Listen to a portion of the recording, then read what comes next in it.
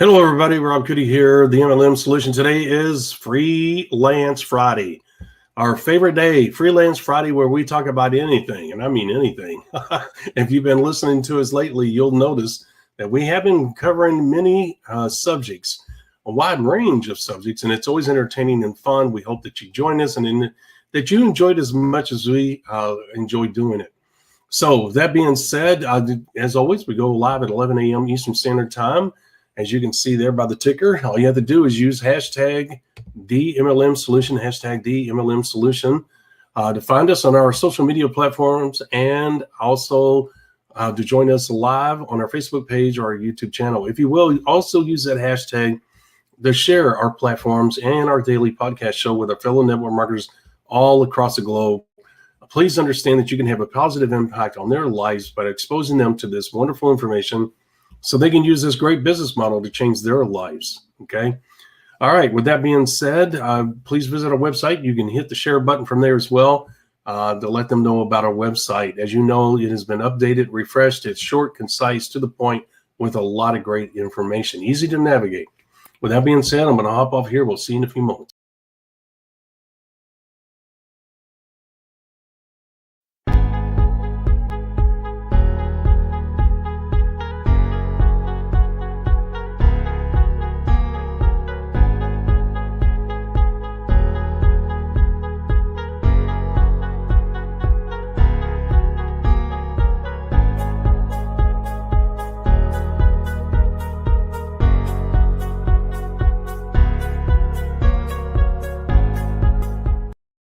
Welcome to the MLM Solution Podcast Show, where you'll learn the facts and hear the truth about the network marketing industry.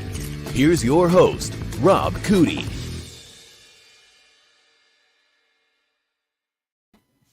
Hello, Miss Marie. Happy Friday. Happy Friday. Good morning. I can Happy see. Friday. You have something. You have a visitor with you? We have a special guest today. He's wandering around the office at the moment. He might jump up here in a second. I don't know, but he's still, I locked him outside yesterday so he wouldn't be a distraction, and he sat out there and howled the whole show. So today I let him in, and during the intro, he's in here howling, and I'm like, dude, I'm right here. He's letting you know that he's not happy. Well, I think he is happy. He's just trying to figure things out because we just got him day before yesterday. Yeah. So they're still adjusting. We're working on it. But cats take a while to adjust. There's no doubt about that. Yes. Well, good luck is all I can say. I think maybe I'm going to need it. I think you might be right. I'm glad that you and not me. I've been through that. I know that as much as we love animals, as much as we love cats, when these pass away, these will be the last. I mean, hell, I'm 63 years old. I'm going to have to rethink even getting a new dog. That dog may outlive my butt. Well, that is the tricky bit, right? Because especially with cats, you're talking like a 20-year commitment, and these guys are 4 and 5 years old, so more like a 15-year commitment. But yeah, it's a commitment. There is no doubt. And but I'll be honest with you. As much as I complain about them, and I really don't complain all that much, but I do complain. I'm not going to say I don't. I will tell you that they bring a lot of joy and laughter, because I sit there and I laugh sometimes at the things they do. And our oldest cat, well, not oldest, our alpha cat, let's put it to you that way, Phoebe, she has a vocabulary. A lot of people are like, yeah, right, whatever. But once they get around and they hear her, they're like, oh my gosh, that cat talks. We'll say, get down from there. No. I'm clear as a bell. No. She'll say out. She'll go to the door. Out. Out. She'll also say what? Phoebe, quit doing that. What? And boy, she's got an attitude. I'm telling you, if you were around, you'd be like, oh my gosh. Even people that don't like cats that come to our house, like, oh my gosh, a cat talks. Does it do that all the time? But she's a calico, and come to find out, they say they do that. They have a vocabulary. I didn't know Calicos that. and Siamese are very vocal. Yes, well, she certainly is, and got an attitude. Oh my gosh, she's a diva without any doubt. And they do have. I mean, she's been around us long enough. She knows we do not let our animals up on the counters, and if they get up there, I could be in the other room. I say, Phoebe, get, because I can tell by how they walk, because they all weigh different, and I can tell, and I can say, Phoebe, get off that freaking counter. And you'll hear, boom. Yep. And her going. We're the same. The cats we had before, we don't allow them up on the table, up on the counter, those types of things. But they're cats. They do what they want, and as soon as you're out of eyesight and earshot, they're doing whatever. So every morning when we came out of the bedroom, as soon as we hit the first two top stairs coming downstairs, we'd hear the as they get off the counter. Yeah. Hurry up, here they come. Yep. Oh, we're going to get yelled at. And then, they come walking by like, what? We didn't do anything. I know. We're so sweet and innocent. See the smile? We didn't do anything. Exactly.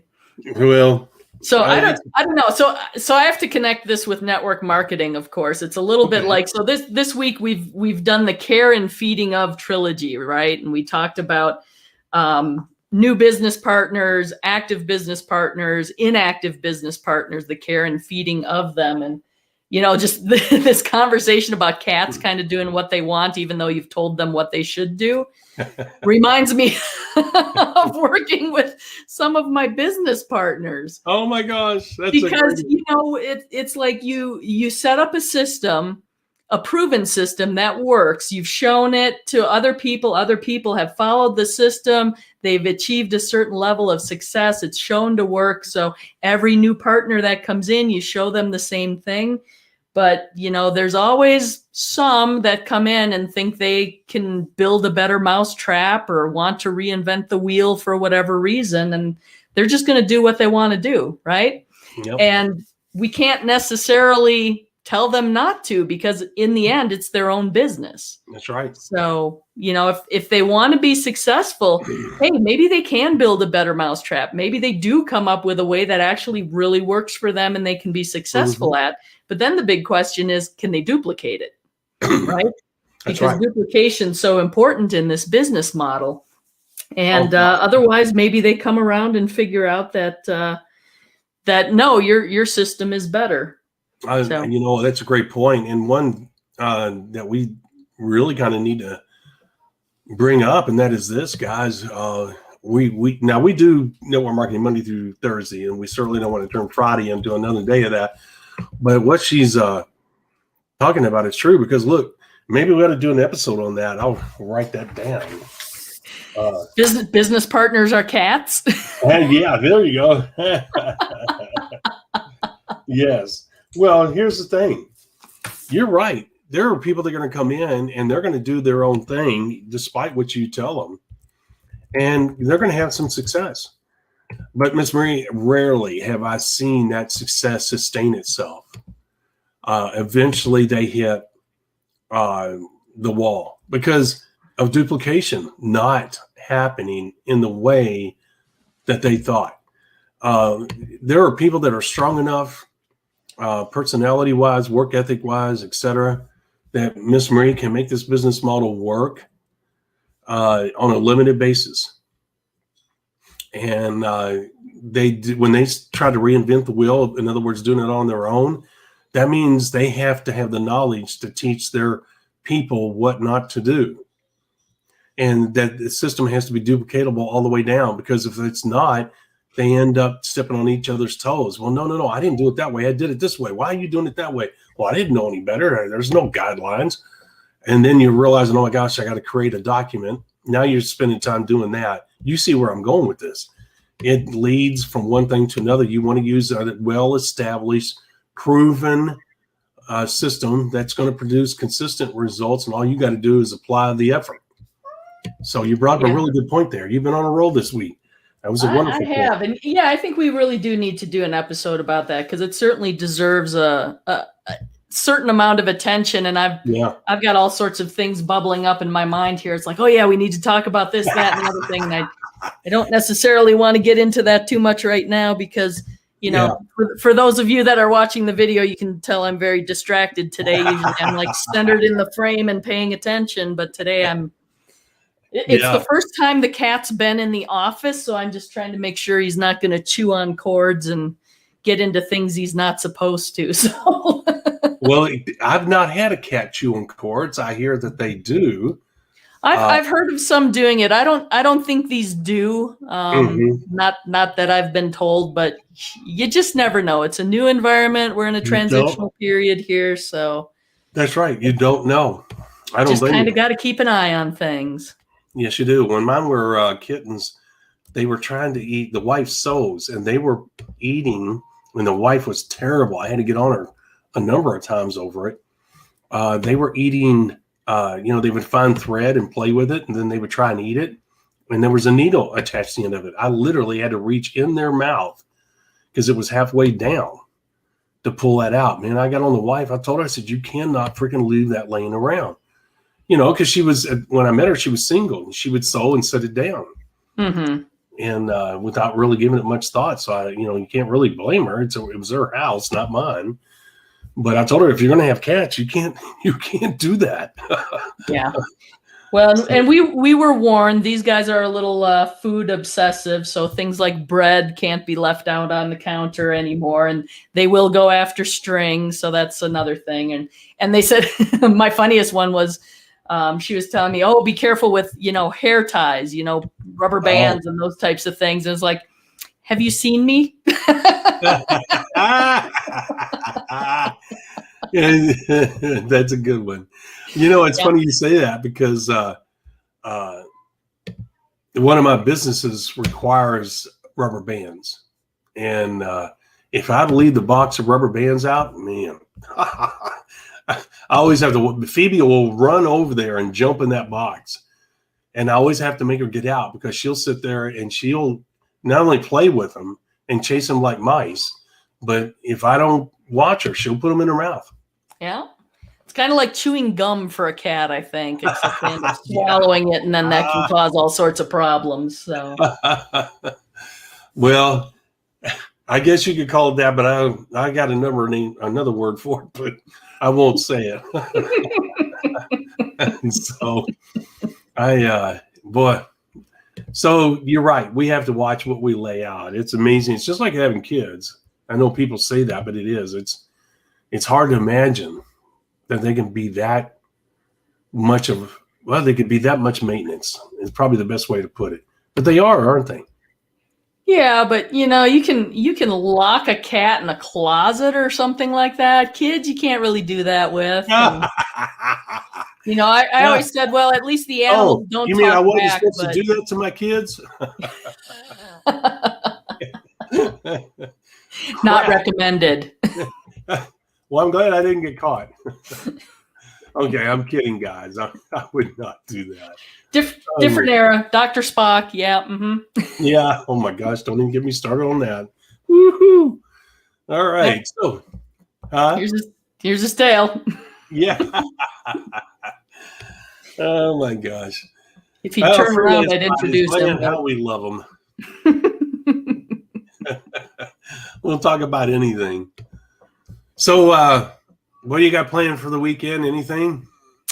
Not too much. We're taking it relatively easy because, again, cats are relatively new. They're still figuring things out. So we're just got to make sure they're getting settled in and get used to things. It's the craziest thing because the one's been all over the house. The other one's kind of kept himself in the basement. But even the one that's been all over the house, he's kind of skittish. Like, if we get up and we start moving into the room that he's in, he's like, oh, I'm doing something wrong. And he runs to another part of the house. And it's like, dude, you're fine. Well, is your wish to end up having them? I don't know. It depends. Joe developed allergies to cats at the very tail end of the last set that we had, which is why we haven't had cats for quite some time. So we're just we're gonna play it by ear and see how he does with the allergy situation. See what happens with our friends and their travel situations. So we'll see. But I'm I don't surprised. know. Part of me really wants to keep them, and the other part of me is like, well, they're not mine. Yeah. So, Well, how's he doing so far with them? so far he's been like a little stuffed up, but nothing major. But again, we've only had him for like 2 days. And they haven't been around that much. I think the most frustrating thing was he forgot about them being nocturnal. So of course, 5 o'clock in the morning, the boy's looking for attention, and Joe sleeps with a pillow over his head for some reason. He just likes the dark and the silent. And I don't think the cat really recognized that it was Joe laying there. So in his adventuresome checking things out, he walked across Joe's head. That is too freaking funny. And he pops up and he's like, what the? And I was like, dude, you're hiding under a pillow. I don't think he knew you were there. Oh my gosh. That is too funny. So yes, it was very humorous. When we first got ours, Nina, the gray cat, used to run up. If she had any idea whatsoever that we were awake or starting to wake up, she would come flying. You could hear her. She would come flying in there, jump up on one of our chests, get right up on her face and go, meow. And that was her way of saying, get your ass up. I'm hungry. And that's no joke. I don't know why she stopped. I'm glad she did. And she has stopped doing that. Thank God. Well, my gray tiger cat, if standing on your chest wasn't good enough and I'd like kind of play dead and continue to sleep, he'd eventually reach his paw up and he'd like touch my nose. And if he didn't react, it was touch. That's funny. That's cool. They're pretty daggone smart. They really are. Well, they're certainly not dumb, but sometimes they're stupid. Well, yeah, sometimes they're stupid or they're looking at us going, stupid humans. They didn't get that.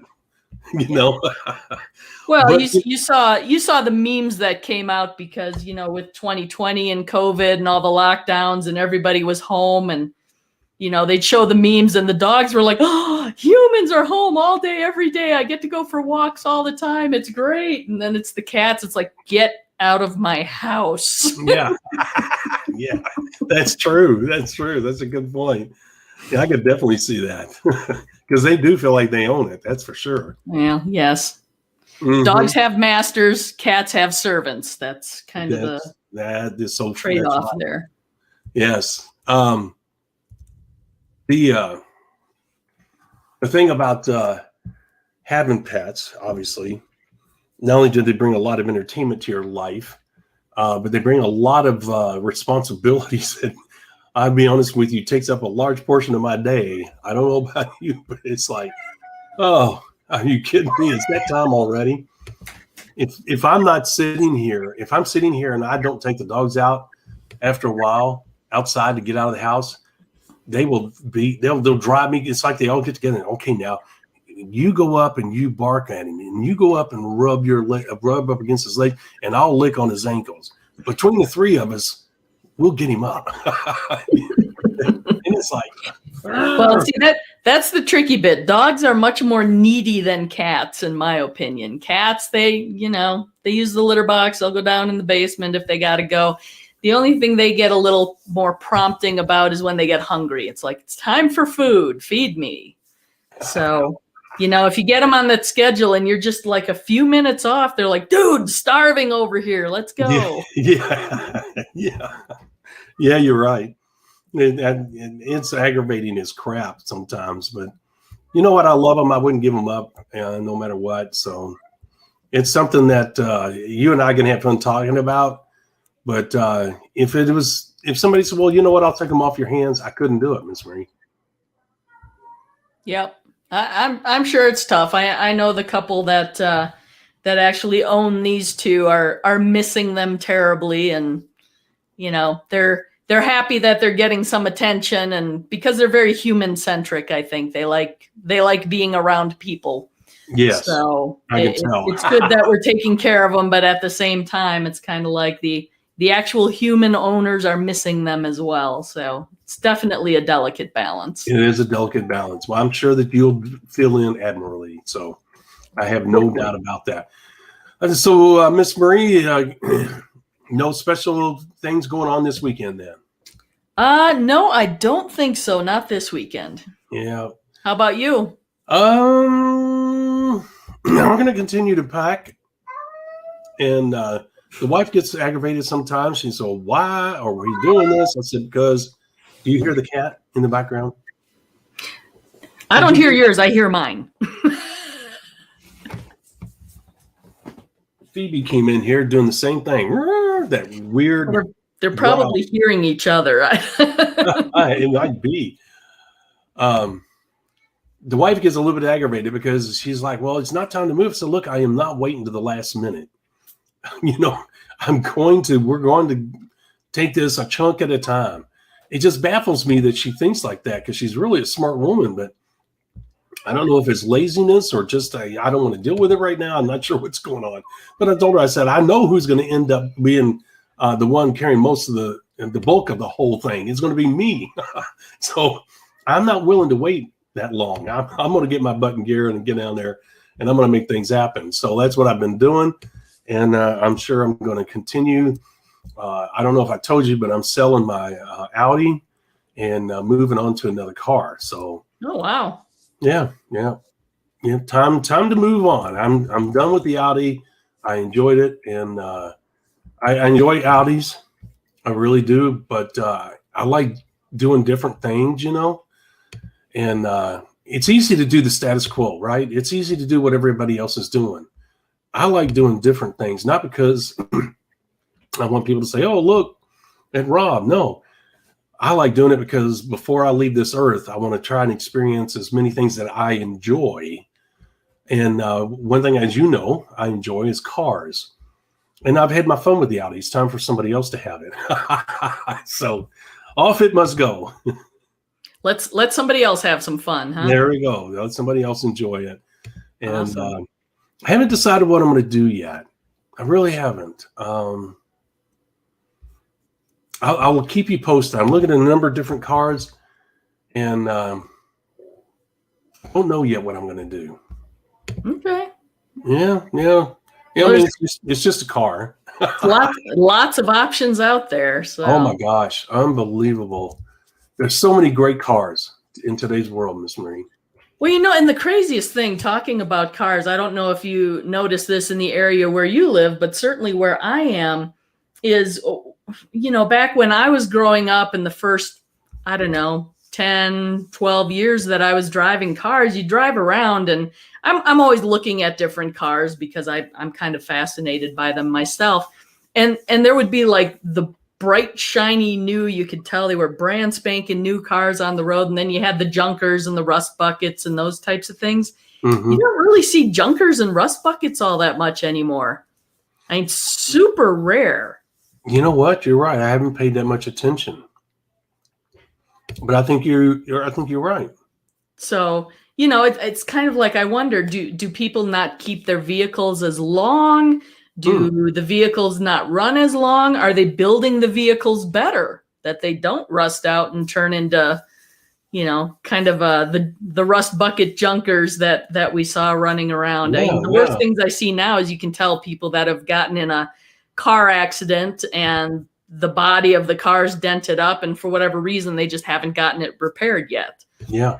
So, but, just the old classic junker, yeah. The classic first car for kids. I see really, really young people, and granted, the older I get, young starts becoming like 30 something. So, but I'm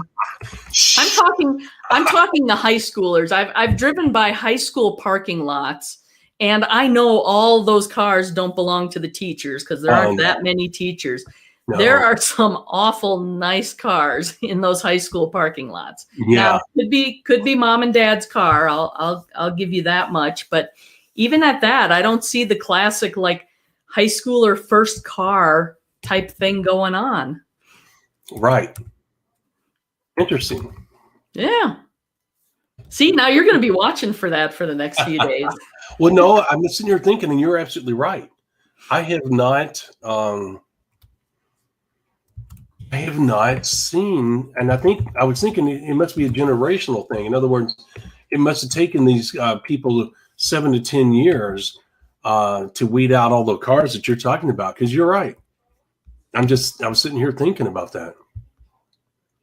Interesting that you brought that up. Man, you've been on a roll this week, bringing up some really insightful stuff. And you continue. Well, I don't know if it's insightful as much as it is just observational. Observation. Well, speaking of that, as you know, we've been looking at houses, and we went and looked at a couple of them, and it's amazing the difference in the same neighborhood. We did not do this on purpose. It just, if you see a house, because do they have open houses there? Yeah. Mm-hmm. Okay. All right. So you know what I'm talking about. All right. So, we'll drive around in certain neighborhoods that we're looking, and we're comparing apples to apples, trying to, and it's amazing the variance you can have, right? You think, well, for the same money, I'm getting this down here versus this. And even though the square footage is the same size, doesn't mean that it's a better deal, right? I mean, that just means you got a bigger box to take care of. Right. So one of the houses we looked at was 959. Beautiful home. And one of the things that always pisses me off is when people want to brag about themselves. I don't like doing that. I try really hard. It's awkward sometimes to not talk about myself or, what you've done or whatever. Because, it's not about that, all right? It's about helping other people. But sometimes you got to use yourself as an example, right? So when we went into these homes, the realtor meets you. And, man, this realtor, she was aggressive and not very nice. And she was like, stop right there at the front door. And we're like, okay. And we couldn't see her. But she's yelling from the other side of the house. Well, the house was 8,000 square feet. So you can imagine hearing a voice out of the blue, right? We stop as requested because we didn't know what was going on. And she comes over and she says, the owner requires that people not be grouped together, that they take off their shoes. And there was all these stipulations. And the wife looked at me and I looked at her, and she told me after we went in there, she said, I wanted to leave. I said, well, you got to speak up. Here's a cold word. I said, because I was ready to go too. I said, I didn't want to put up with that woman's attitude, and I certainly didn't care about the house enough to go through all these hoops, right? But we did. And it was a beautiful home. It was, had all this crown molding and all this and that, multiple room, blah, blah, blah, blah. We go to a house down the street. This one was 959. The other one was 935. Not even the same category. Who would pay $939,000 for this house because it was on a golf course is beyond me. I cannot even fathom. That's a lot of money to begin with, even for a nice house. But when you compare the two, you're like, and they're in the same neighborhood. And you're like, are you kidding me? Somebody paid for this house? They paid that kind of money for this house? It was amazing, Miss Marie. Well, the 3 important rules of real estate, right? Location, location, location. And apparently being on a golf course is a desired location. I'll tell you what, if I bought that house, I told the wife, and that's one of my biggest fears. When I'm out shopping for something like a car or house, whatever, Miss Marie, one of my biggest fears is writing a check every month for something that I don't like. Right. That would piss me off every day. I told the wife, because there's been many times we've had words over. I said, I am not paying money for that. There is no freaking way. I won't even pull up in the driveway, So, it's a tough thing. And you know what? Here's the thing, Miss Marie, like anything in life, you feel like you got a deal. You feel like you got what you want. And 2 days later, the perfect house shows up on the market. And you're kicking yourself all the way home. If I'd have just waited that gun, someone can. Oh, man. Have you ever felt that way? Yeah, yes and no. When we moved here to Utah, we looked at a house, and we found a house that we wanted to put an offer on. I had flown out from Wisconsin. Joe was already here working, and this was back early 2000s, so checks were still a thing. And I had left the checkbook at home, so we couldn't actually put an offer on the house that day. So I had to call the realtor on Monday when I got back home with the check information, that kind of stuff. Well, in the meantime, this house had been on the market for a while, but in the meantime, someone else put an offer on the house. So when I called him and I said, "Hey, we're ready," he's like, "Well, just so you know, someone else put an offer on the house Saturday." And I was like, "Oh, okay, well, never mind." And he's like, "What?" It's like, "No, we can put in an offer too. You know, we can offer more." And I'm like, "No, I'm not. I don't want to play that game. Somebody else decided that was the house they wanted. I didn't love it that much. So I'm going to trust that there's something better out there." And what ended up happening was we found almost the exact same floor plan, but the biggest difference was the basement was entirely finished, where this original one, the basement was unfinished. So it was like, well, there you go, even better. So I actually lucked out in the reverse. I think I got the better deal. So yeah, well, that's a great story. That's awesome. I love hearing stories like that. That's freaking awesome. Well, I told the wife, real estate can be an emotional thing, as you know, and you know what? You just got to pick the best one for you at that moment, and then close your eyes. Don't continue to look. Don't go to the websites. Don't drive down the street, because sure as the world, you're going to find another one. I mean, that's just the way it works. And it worked out for you, but it doesn't work out for everybody. Yeah. Well, and I think I'm funny about houses. It's like, it has to be a house I can live in and be comfortable in. But I don't get super attached to it. Like, yes, it's home. Home is where the heart is, but it's a house,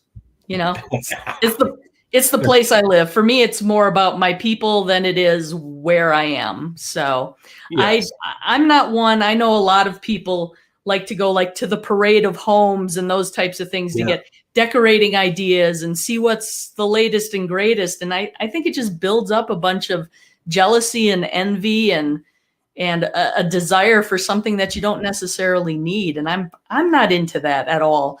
Like we're talking about potentially moving. So I've got, MLS lists coming to me, and I'm kind of looking at things online, but we're nowhere near the point where we're actually going to go physically look at a home. Yeah. But even that, I'm like, yeah, boring. Well, you're a woman after my own heart, because that's how I feel. Having grandkids, my goal when I buy a property is my home is to be an entertainment facility where my grandkids enjoy coming over, and we have activities that in the land to have those activities to where they can safely play and enjoy themselves. And to me, that's really important, as you can imagine. And so we have a little bit different purpose when we're looking for a home versus I understand completely what you're saying. I love your approach.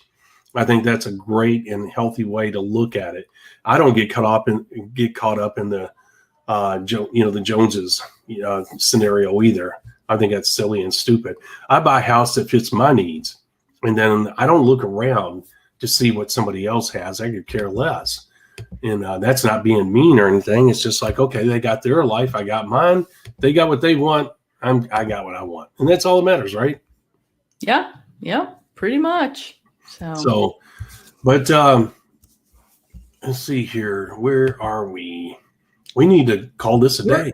Yeah, I was going to say, we're about ready to roll into the weekend, I think. That's right. Where we are. I agree. All right, let's close it out. We've talked enough about cats, homes, and all that. So, going to get a new car and a new home. How fun is that, Miss Marie? Yeah, that's got a lot of changes. It's fun and it's a pain at the same time. It is a pain. It's a pain. And, with my health issues on top of that, going to multiple doctors for my lungs, for my arm, and all this crazy stuff. As if I didn't have enough on my plate as it is, right? Falling apart, man. Oh, don't even start. All right. With that being said, guys, if you want a replay of today's podcast or any of the podcasts, you can go there to our podcast replay page. I'm having a hard time here. When you go to our webpage, you'll see the link at the top. All you do is click on podcast replay. You'll get a free gift.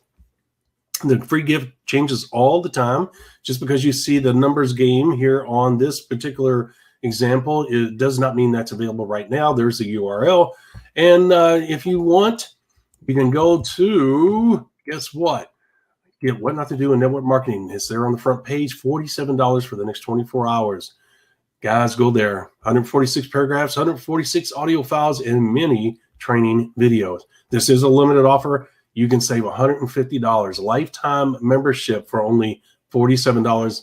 I have sold many of these at $197. Save yourself $150 while you can. All right. With that being said, we're going to hop off here. Miss Marie, do you have any idea what Monday's topic is going to be? Well, I think we touched on it a little earlier when we were talking offline here. How about the selling of the dream? Oh, how interesting. The selling of the dream. I think that'll be a fascinating topic. It will be. I look forward to that one because that is going to be a great one. There it is, Monday's topic, which is going to be Monday, the 26th, 27th, 28th, right? Is it the 28th or is it the 29th? Monday's the 29th. 29th. I'm terrible with that stuff.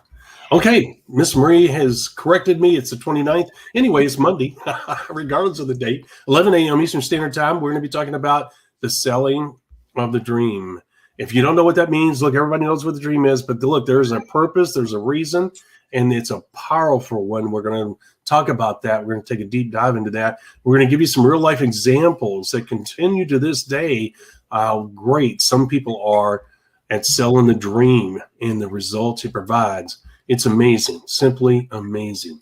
All right, Miss Marie, we will see you at 11 a.m. Eastern Standard Time on Monday on our Facebook page or YouTube channel. Guys, have a great weekend. Be safe. God bless. Miss Marie, you do the same. Enjoy your new family members. And you guys have a great one. We'll see you Monday. Thank you for listening to the MLM Solution Podcast. For more info, visit our website, themlmsolution.net. Please follow us on the following platforms: Facebook, YouTube, etc. And share this podcast with our fellow network marketers around the world by hitting the share button on our various platforms.